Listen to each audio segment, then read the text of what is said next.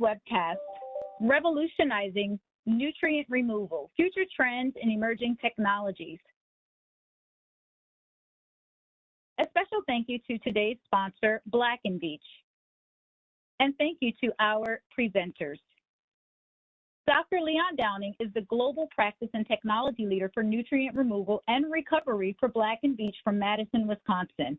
He also serves as an adjunct professor at the University of Wisconsin.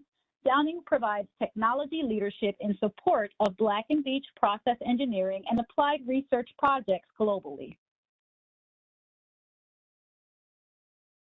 Eric Redmond is a process engineer with over 10 years of experience in planning, design, and operation of water recovery facilities. Experience includes design and operational optimization of low DO S&D control schemes to increase nutrient removal efficiency and promote granulation. Specific knowledge includes advanced nitrogen removal and transformations for processes in both main and side stream applications.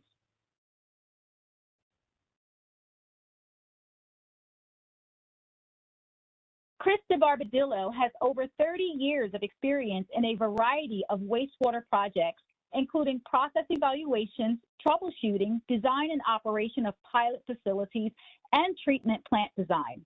As a process engineer, Chris performed detailed assessments for over 50 wastewater treatment facilities to optimize performance and develop upgrades, including many facilities with low nutrient permit limits. She is also a licensed operator, having worked for 9 years at a large treatment plant with stringent nutrient limits.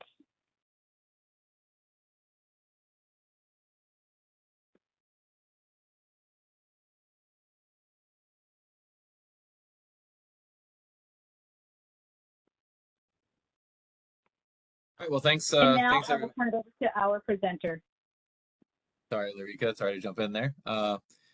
Everyone, thanks for attending the webinar today. Kind of talking about our revolutionizing BNR, some of the new technologies and trends. Sorry, we were practicing before. We're not quite at the beginning. Yeah, so revolutionizing nutrient removal, kind of talking about some of our future trends and emerging technologies. Again, appreciate you attending. Just a bit of an agenda today. What I'll start us off with is like this idea of decarbonization driving innovation, right? What technologies are advancing BNR? What some of the next steps are? Sort of touch on the wide spans of possible alternatives that are revolutionizing and evolving our BNR processes. Once I get done, we'll dive into two particular areas in a little more depth. So Eric Redmond will give some more context around low energy BNR, specifically focusing on low DO and S&D operation. And then Chris DeBarbadillo will kind of wrap up the session talking about next generation nitrogen removal and some of the emerging areas that we're investigating related to nitrogen removal. For Q&A, just to kind of set that up, we will be doing that at the very end, just given our 45-minute time slot. Myself, Eric, and Chris will work through our content. But then we'll save some time at the end for any questions or comments that the attendees may have. All right, so decarbonization and the evolution of BNR. So decarbonization is a word that we're hearing quite a bit more in both our work life and outside of this. And so what is decarbonization? What are we meaning by this word decarbonization? Decarbonization is the reduction or elimination of greenhouse gas emissions through a range of either operational strategies, emerging technologies, or like different processes that we put in place at our water resource recovery facilities. A lot of different industries and companies are looking at decarbonization and kind of various stages of addressing carbon reduction. And there's 3 emission scopes that we've probably all heard about. So scope 1 is direct emissions, right? So these are the emissions that come from things that we control, right? So at a water resource recovery facility is typically our energy use, right? But we also have to be thinking of things like chemical usage. But the scope 1 emissions, to model that, scope 1 emissions are the direct emissions that we produce. Scope 2 are more the indirect emissions. So that's more where if we're purchasing chemical and bringing them on site, that could be like an indirect emission type of impact. And then scope 3 is indirect emissions. So a lot of our work as wastewater engineers, operators focuses on those scope 1, scope 2 emissions and trying to reduce those emissions as we look to decarbonize our biological nutrient removal facilities. So how do we do this? How do we decarbonize water resource recovery facilities? So this is a timeline that we talk about across all the different industries that we work with. And oftentimes that first step on the left, like renewable energy, installing renewable energy like solar panels and wind turbines, like purchasing that type of energy from your power providers is a great first step.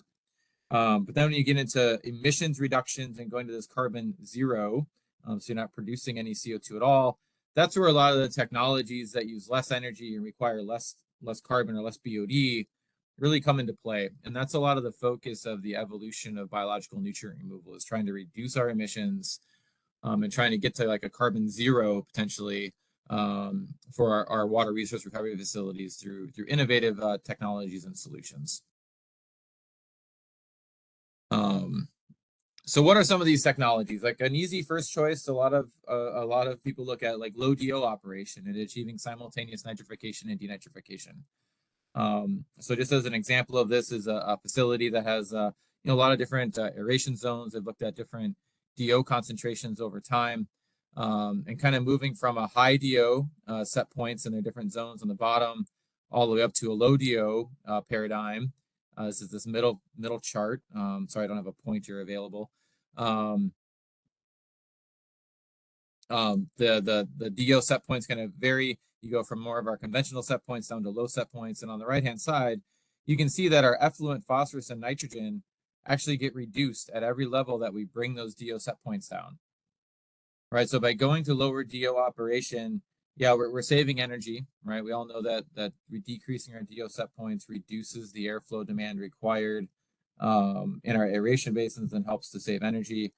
But it also has a big impact on our effluent nutrient removal, right? And we can either think about that as achieving lower effluent concentrations for the same influent, or in this decarbonization, it says, well, we're using less BOD per pound of nitrogen per pound of phosphorus that we remove. So it becomes more carbon efficient. All right, so this is I feel like is a very common application for decarbonization and lower energy, lower carbon BNR. There's going to be a Water Research Foundation project report, 5083 on low energy BNR. That's our draft is due in December, and so that should be coming out in early 2024. And Eric's going to spend a bit more time talking about low DO and SND in a few minutes. Another kind of solution that we're seeing more and more traction around is membrane aerated biofilm reactors, or MABRs. All right, so this is one of the new solutions for nutrient removal, where we are putting in membranes into our aeration basins, and instead of filtering with those membranes, we're transferring our oxygen to the base of a biofilm. And so from an energy perspective, that's a very energy efficient way to transfer oxygen to our microorganisms. You can get up to 100% transfer efficiency, right? The practicalities, it's more in the 60 to 70% range, but theoretically, you can get 100% transfer. Maybe we're at 60 or 70%, but fine bubble diffusion, we're down the 10 to 20% range. So it's a much more efficient way to transfer oxygen. So we're using less energy. But the other benefit is that we can place these membranes inside of an anoxic zone in an aeration basin. So this is a facility in Israel that you see in the middle of the screen, where membrane modules were placed into an unaerated zone at the head of the basin. And what this allows us to do is actually nitrify and denitrify in one zone, right, without mixed liquor recycle. And it allows us to much more efficiently use our influent BOD for overall nutrient removal. And so the figure on the right is side-by-side testing at this facility, where they kind of had a conventional MLE process. They were getting about 8 milligrams per liter of nitrogen. As they went to this MABR configuration without the mixed liquor recycling, they actually got lower nitrogen levels while also using significantly less energy, right? So you're seeing this combination of impacts on a lot of these BNR technologies of lower energy use, which is where our minds go with decarbonization, but we're also having to use less BOD to do our nutrient removal, which is another really important iteration, right, of decarbonization of our BNR processes. Another technology is a side stream EBPR, side stream enhanced biological phosphorus removal. And this one doesn't necessarily decrease the energy usage at a facility, but it really improves our BOD efficiency. Right, so for S2 EBPR, what we've done is moved our anaerobic zone to the side stream. So you can see this on the figure on the left, where now we have an anaerobic zone not in the mainstream flow of our process, and we're diverting a portion of our RAS into that side stream zone, and potentially a portion of our influent wastewater or some other carbon source into this anaerobic zone. We're diversifying our carbon sources and increasing our BOD utilization efficiency. And so on the plot on the right, what you can see is the ratio of BOD to phosphorus that we see as the kind of practical limit, right, to get biological phosphorus removal to work. And with S2 EBPR, we use about 25% more efficient on our BOD usage. Now, it's more about the type of PAOs and the type of conditions that we establish for those PAOs. But we've seen that you can be much more efficient on a BOD usage standpoint in these S2 EBPR configurations. So again, if you're interested in learning more about this, there's a Water Research Foundation project that's available now, 4975, the practical considerations for S2 EBPR, where you can really dig into some of the details around this carbon efficiency improvements associated with S2 EBPR, and then that can be viewed in this light of decarbonization of our BNR processes.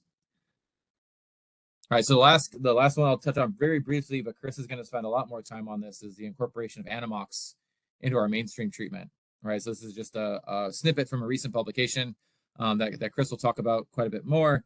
But the idea with these Animox-based processes is that we're using a different type of nitrogen removal, and that results in both oxygen savings and, very importantly, carbon savings.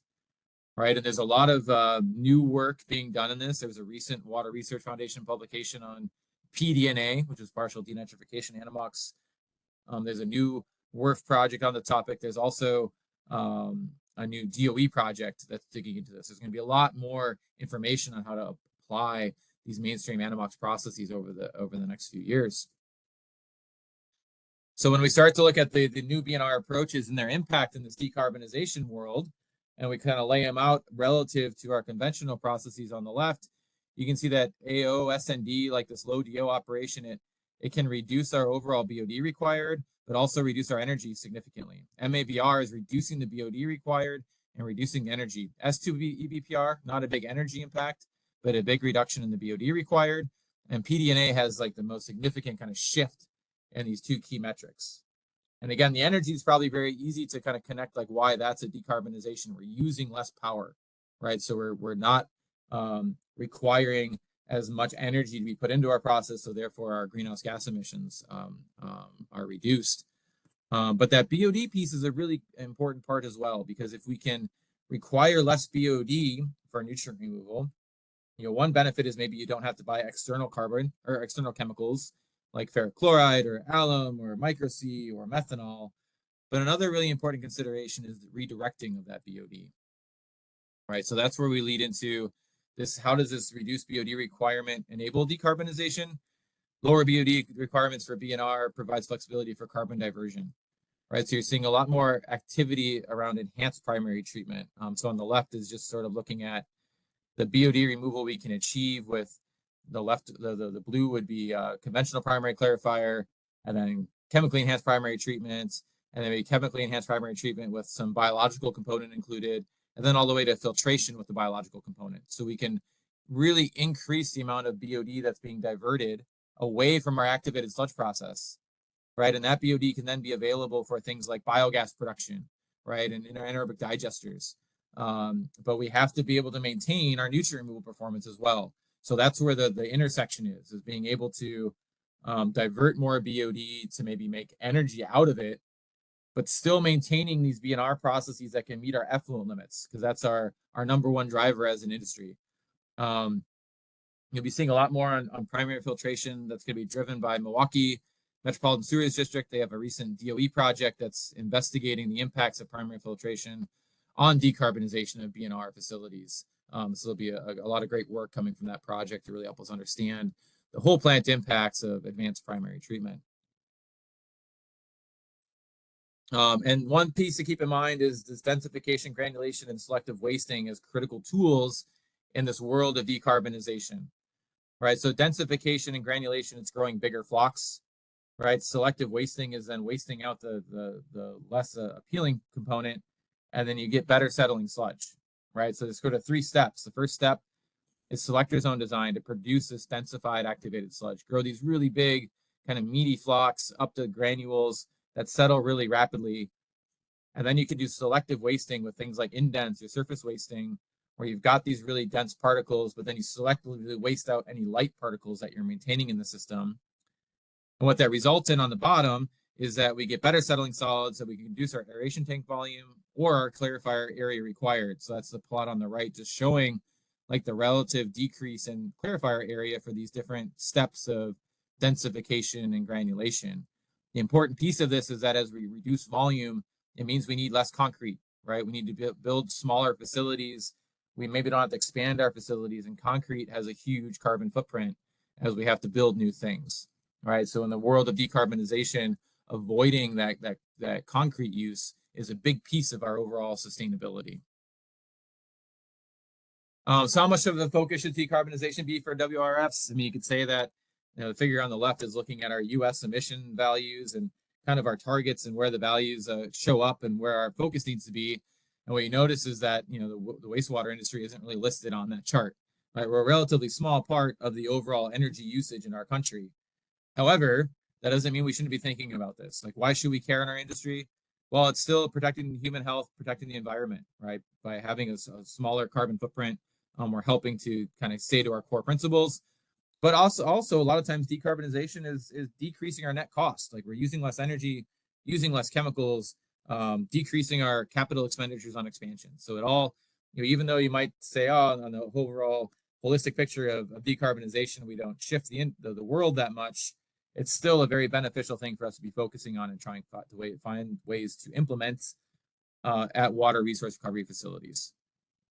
All right, so that's kind of the high level overview, some spattering of different technologies that we're thinking about. I'm going to hand it over to Eric now, and he's going to dive a little bit more into our low DO and SND type configurations.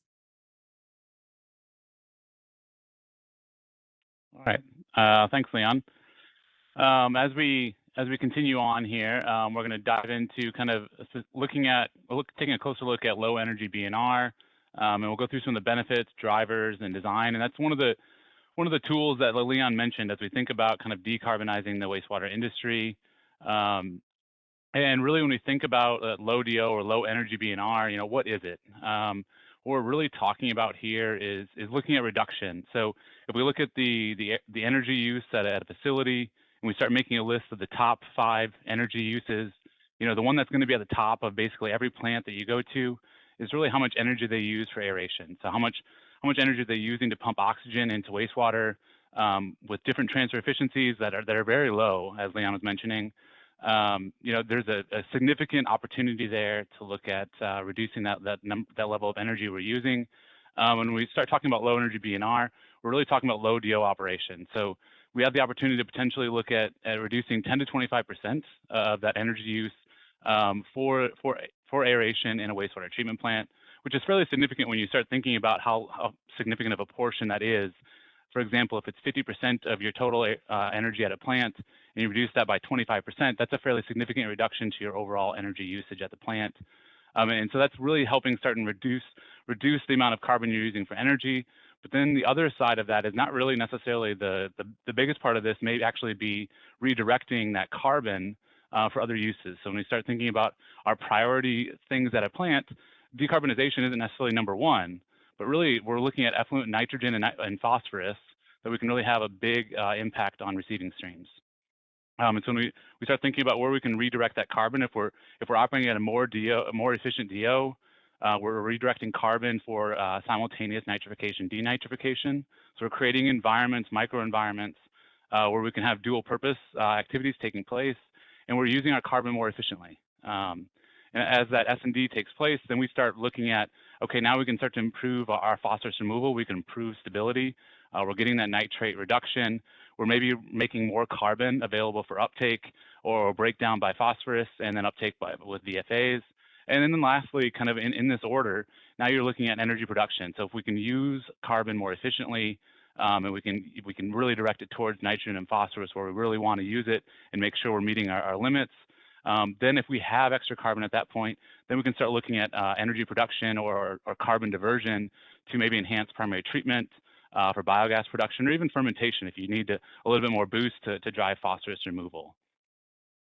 So as we keep going, looking at, and really what this low DO is doing is looking at fine-tuning aeration for S&D conditions. And the S&D is really the key component of all of it.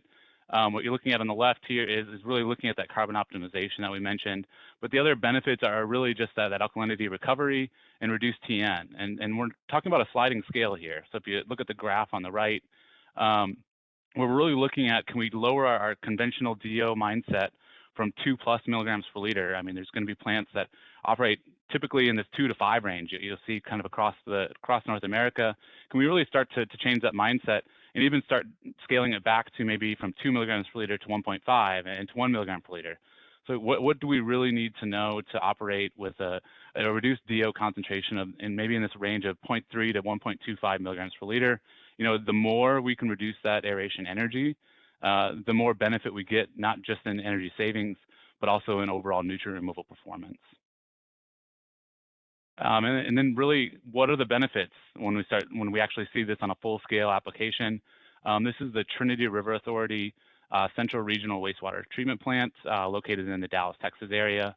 And they implemented low DO, basically with ammonium-based airflow controls at their facility. And you can see on the bottom left that plot where you can have their conventional DO range from 1 to 3 milligrams per liter in a kind of a tapered DO fashion. When they implemented low DO, they implemented aeration controls with it. And you can see that low DO, or that low DO concentration ranges from as low as 0.25 all the way up to a peak concentration just around 1.2 milligrams per liter at the back end of the basin.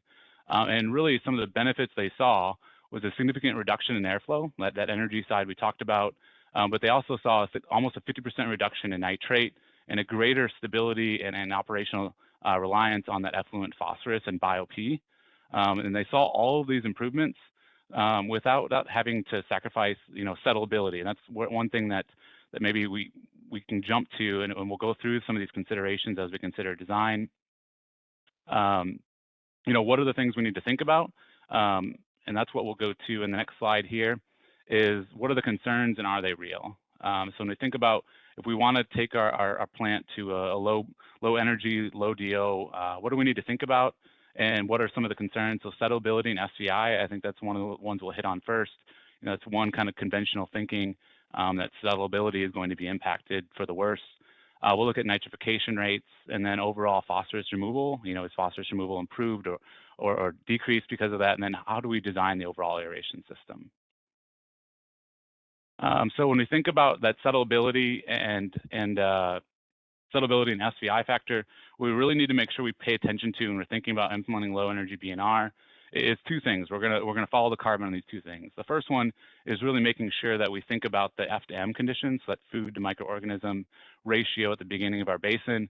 What are those F to M conditions, and making sure that we're getting this right size, that we don't have an underloaded selector where we have small flock and filaments potentially, and then also we don't have this overloaded selector where we can get dispersed flock as well. And we're really looking at trying to right size that reactor and really basing it on that carbon. So making sure that you have a good idea and a good characterization of your influent carbon in that RBCOD fraction specifically. So we first want to make sure we have conditions to form good flock and granules. And then second, we want to make sure that we can maintain that flock, and we also don't promote filament growth. And so the same treatment plant in the Dallas area, TRA, what they found is really important to managing this is really making sure they have a soluble COD, so that RBCOD management. And really the biggest thing is if we have RBCOD leaving a selector zone. So if we have it leaving a selector zone, we didn't uptake it all for BioP or denitrification. We have that readily biodegradable carbon leaving, and we go into a low DO zone immediately. That's going to be a zone where you could have potential filament formation, or that's where they can compete and outcompete OHOs.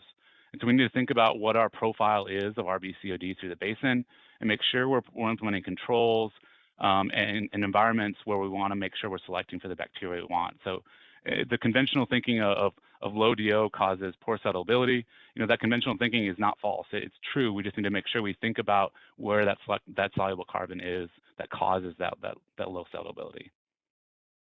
The next one is nitrification rates. And so one of the things that TRA did was they looked to inform this through bench scale testing. And so they took 3 facilities that they operate and did bench scale testing for the WRF project on low energy BNR that Leon mentioned. And the first one was the low DO facility that we highlighted before. You can kind of see some of the configuration there and some of the values with it. A low SVI, it's an AO process using ammonium-based airflow control. And they compared it to 2 other facilities that they have. So they looked at just a straight nitrification facility that runs a higher DO, a little less control on it, and also a high DO facility that is doing EBPR and meeting a limit of less than 0.5. And so what the bench scale testing really focused on was looking at a range of DO concentrations and also ecology testing at each one of the different facilities. And the results of this are really shown here. And what you're seeing here is a graph showing the KDO and the impacts of that KDO. And so what you're seeing here is how quickly we have growth rate. So if we look at the biowind default, the green line, this is conventionally what we look at for a growth rate and how bacteria hits a maximum growth rate and maximum nitrification rate. You can see as we increase DO, that line starts to flatten out, maybe around 2 milligrams per liter. And that's really where the conventional thinking comes from is where do we maximize our nitrification rate? When we start really comparing that to a low DO ecology, so that blue line, you see how quickly that rises up. And that's really the advantage we're taking here is we're selecting for an ecology that has adapted to the low DO environment. And so they get to a higher rate much more quickly. So they can get to their maximum rate at less than 1 milligram per liter. And so we're looking at taking advantage and having an ecology selected for this environment. And really what this study and a lot of other publications have identified is there are specific organisms that are adapted to this environment of low DO, low substrate. And one of them that you may have heard before is Comomox, but it's not necessarily the sole contributor to this. We're seeing AOB and NOB, both populations have strains that operate at this low DO condition and have the capability to really kind of help diversify and make sure we're selecting for that community that we're wanting at that low DO. And some of the key bench scale takeaways that we saw, the low DO adapted biomass, achieved the highest removal rate at DO concentrations less than 1 milligram per liter. And when we start thinking about that, we'll get into the aeration design and controls. But really what that really showed was that there was community adaptation. And so when we look at the facilities that didn't perform well at less than 1 milligram per liter, they were a community that didn't have to adapt to low DO. They operated typically in a high DO environment. And what was interesting is we actually saw 2 different strains of Comomox within that. One was in the low DO facility and one was also in a high DO facility. So it's not necessarily that all Comomox is related to low DO. And they showed different KDO values actually. Lastly, the next one we're getting to is phosphorus removal. So one of the questions, is phosphorus removal, adversely impacted because we have these low DO conditions? And this is a facility in Wisconsin at Fond du Lac, and where they were looking at meeting an effluent goal of 0.19 milligrams per liter effluent TP.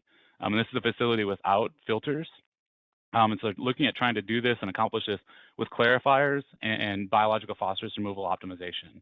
You can see they started in 2016, really starting to optimize that biological phosphorus removal process. They implemented deammonification, so a side stream treatment technology to really reduce the amount of nitrogen coming into the system and free up some carbon for phosphorus removal. And then the thing they've done most recently in the past few years is look at Oscar controls. So that's a low DO package control system that you operate. And they're typically operating in this 0.3 to 0.5 milligram per liter DO throughout the entire basin. And so you can see is throughout this whole process, they've been able to kind of ratchet down further and further that effluent TP and increase that stability until they can meet their effluent goal that's going to be coming up in the future for them. So phosphorus removal isn't affected by low DO. It's really actually, enhanced and actually, stabilizing it by getting those S&D conditions created. So when we start thinking about aeration system design, so what do we need to think about here? And we'll go through this fairly quickly here, but when we're thinking about this, if we're lowering our DO, the biggest thing we have to worry about is ammonium bleed through. You know, are we meeting our effluent goals and requirements to protect the environment? And really, if we get a slug event or a high loading event, how are we going to protect against that? How are our DO controls going to react to it? And that's where you see kind of a lot of times implemented as an ammonium-based airflow controller. And you can get these, you can customize them, or you can get them from a prepackaged system. And really what you're thinking about doing is having different DO levels, where if the loading increases and you start to see effluent ammonium go up, you start increasing that DO or that airflow to that system. So that way you react and are able to kind of react to that high load with an equally higher airflow. So some of the biggest things you need to think about, and I think I saw some questions before I started presenting on this, is really looking at airflow and mixing conditions within the zones, and really looking at, like we mentioned before, that RB-COD profile through there, the ammonium profile through there, and then what are some of your downward curves, what are some of your high load events, and then couple that with probe placement. And then lastly, obviously, blower sizing, and making sure that we have the ability to turn blowers down, or do we need to think about having a blower installed with a better turn down range on it. And just to kind of give people an idea of what an ammonium-based airflow control system is, what you're looking at here is a typical system where you have a DO sensor that controls your flow meter and valve, right? And really all you're doing is taking that typical conventional system that I think a lot of people are familiar with and adding an ammonium trigger on the end of it. So you're using that ammonium to really guide your DO, your airflow, and there's multiple ways it can be implemented. But really what you're doing is you're just trying to get that DO as low as you can go without having to sacrifice effluent quality. And then really the last thing we wanted to talk about really is next steps. And this is what you're looking at is a new water demonstration testing that's going to be kicking off early next year. They're looking at basically doing a pilot side-by-side with conventional reactors and really looking at the impact of enhanced mixing. So they're looking at big bubble mixers along with these sub-aeration zones within each of their aeration grids, and also looking at how do they implement aeration controls, where do they want to kind of have that flexibility within the system. So they're approaching this from a piloting standpoint, but also trying to make sure they learn and kind of inform the community with what their findings are as well. And so as we continue this is something that is pretty widespread. I'm going to turn it over to Chris now, who's going to talk about kind of what are some of the more advanced things that we're starting to look at and be implemented. Yeah, thank you, Eric. So moving to the next slide, I'm just going to talk for a few minutes about deammonification. New developments in nitrogen removal, and so really nitrogen removal overall relies on a number of bacteria providing different functions that are all part of the nitrogen cycle. So, probably folks maybe have seen a similar diagram as the one on the left before, but for starting with ammonia in the lower left, there's, nitrification or ammonium oxidizing bacteria that convert the ammonia to nitrite, then nitrite oxidizing bacteria that convert it to nitrate. And then you have your heterotrophs that denitrify to nitrogen gas if carbon substrate is available. And so our conventional nitrogen removal processes really all, rely on this pathway.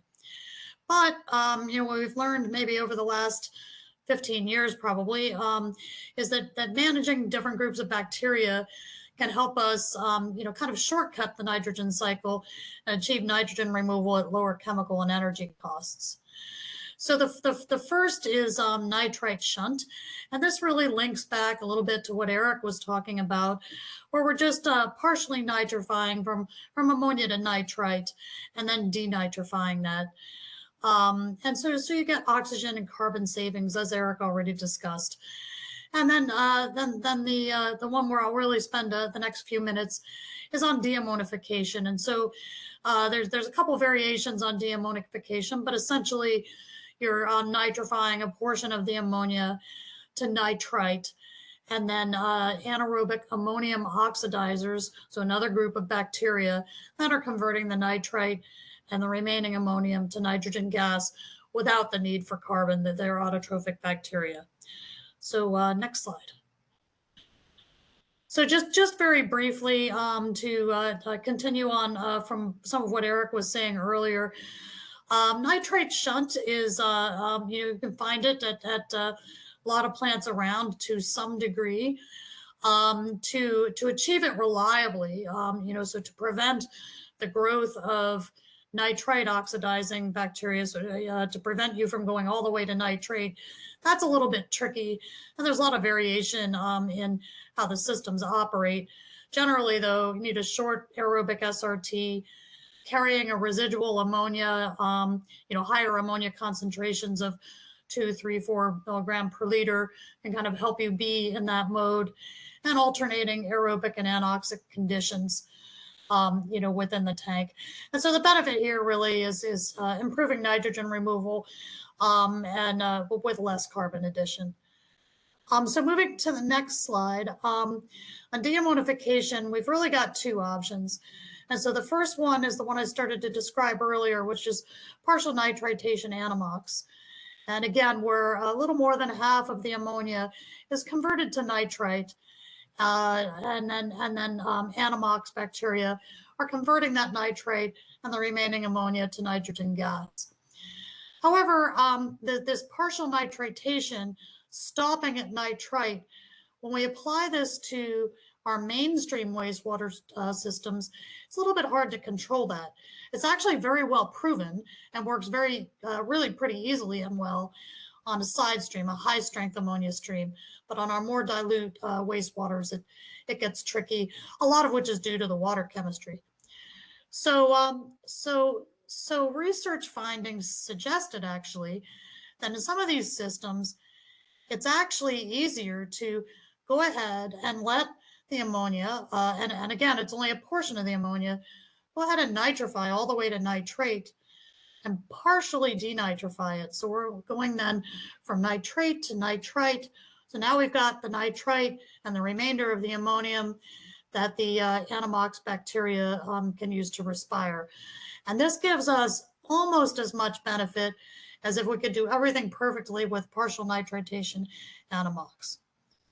But it's easier to control because partial denitrification is easier to control than partial nitritation. Next slide. So applying these to full-scale systems, there's a couple of keys to getting all this to work. One is anammox retention.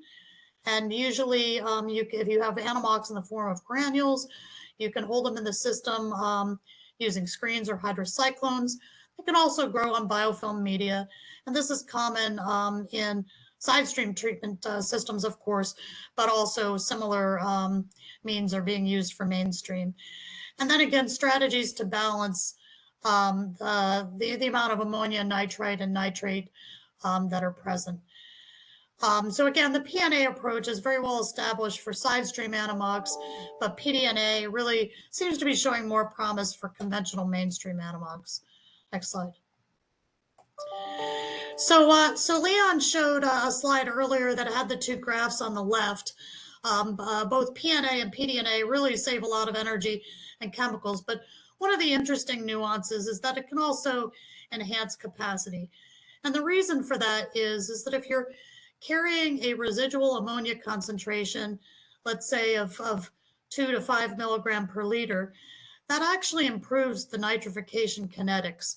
So the SRT that you need to nitrify reliably to those levels can be lower compared to a system that has to fully perform in a conventional nitrification mode down to low levels, say less than 2 and certainly less than 1 milligram per liter.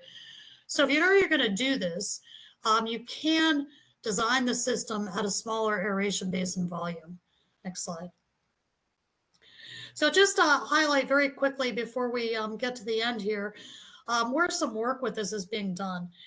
And so at Hampton Roads Sanitation District and DC Water have both investigated both PdNA approaches for mainstream deammonification and PdNA approaches for a number of years. And so, and one of the nice things about PdNA is that it really fits well with almost any BNR configuration that we already have in a conventional mode. And so you can accomplish deammonification in a moving bed biofilm reactor that's downstream of the secondary clarifiers. You can do it in a like a denitrification filter. It's just a matter of changing the operation. So quite a bit of pilot work was done on denite filters actually at DC Water and HRSD. And then HRSD has operated at full scale their York River filters in PdNA mode for 3 or 4 years now with excellent results. On the tertiary MBBR, more recently, the Fairfax County, Virginia plant has shifted towards deammonification in their MBBR, tertiary denitrifying MBBR. Next. So you can also integrate this within the activated sludge process, generally using media similar to an IFAS process. So you could use a free-floating plastic media or fixed media for the anammox to grow and be retained in the system. And so, generally the work that's been done so far has mostly been focused on having a PdNA zone that's downstream of the main aeration zone, which again is operated to have the right only partial nitrification, so that there's both ammonia and nitrate entering the PdNA zone, then carbon is added to the PdNA zone for partial denitrification to nitrite, and then the anammox does the rest. So a lot of pilot work has been done on this.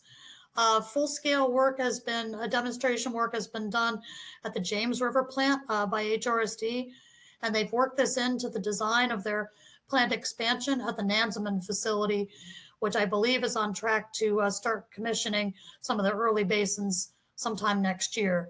At DC Water, in much a similar way, design is underway now for a demonstration on one full-scale train at Blue Plains. So again, moving away from the pilots and towards full-scale implementation.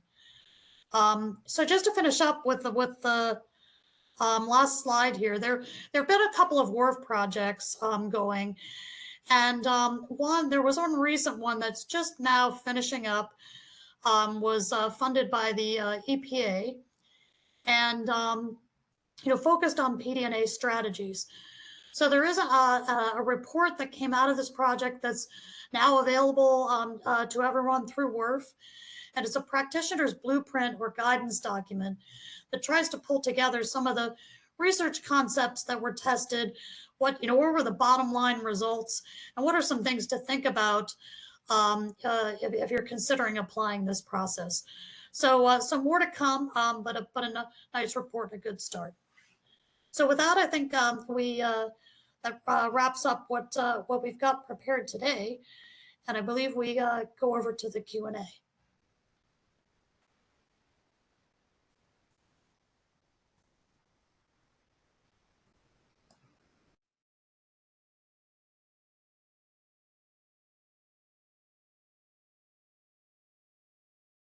Yeah, so I can comment on the Q&A. So we've been trying to do a little bit of responses via text, right? Just as they were kind of coming in. So hopefully we were catching a lot of the questions and we're pretty much right at time. Hey, Chris, there were a couple of questions just on PdNA, so maybe we can address those. But I will say if there are other questions, our contact information is listed on the slides right there. So feel free to reach out to any of us and we can follow up. But for PdNA, Chris, what was the size range on most of the pilot scales that have been conducted and documented in that the current WRF report and some of the future studies that are going to be coming out?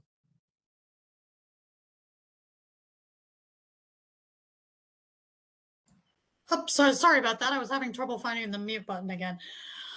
So there was quite a mix, right? So for example, the filter pilot tests were actually side by side pilots that were, I guess they were 12 by 12.